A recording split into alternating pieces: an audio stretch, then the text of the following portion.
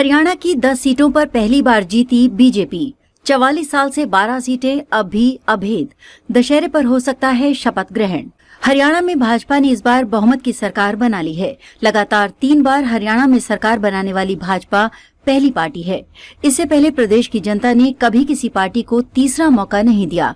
हालांकि प्रदेश की 12 सीटें अभी भी ऐसी हैं जहां भाजपा जीती नहीं, जबकि 10 सीटें ऐसी हैं जहां बीजेपी ने पहली बार जीत हासिल की।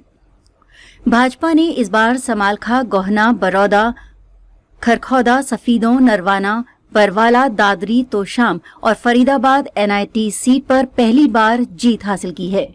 वहीं नूंह, फिरोजपुर, झिरका, पुन्हाना, जुलाना, डंपवाली, महमगढ़ी, सांपला, किलोई, झज्जर, बेरी, उकलाना, पृथला और कालां वाली सीट पर इस बार भी भाजपा के लिए दूर की कौड़ी रही।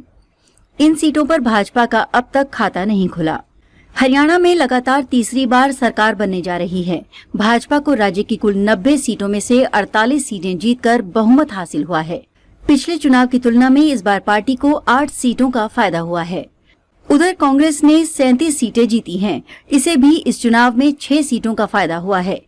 इसी बीच सूचना है कि नई सरकार का शपथ ग्रहण दशहरा यानी 12 अक्टूबर को हो सकता है। 1.5 घंटे में रुझान कांग्रेस के हाथ से निकले। विधानसभा चुनाव की मतगणना मंगलवार सुबह 8 बजे शुरू हुई। रुझान आते ही कांग्रेस ने बढ़त बना ली थी और कुछ देर तक पार्टी एक तरफा जीत की ओर थी। पार्टी ने 65 सीटों को छू लिया था। भाजपा 17 सीटों पर आ गई थी।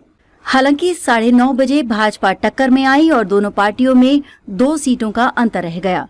सुबह 9:44 पर एक समय ऐसा भी आया जब दोनों पार्टियां 43 सीटों पर आ गईं।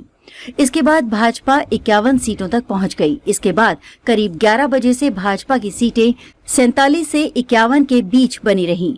अंत में भाजपा ने 48 सीटें जीती।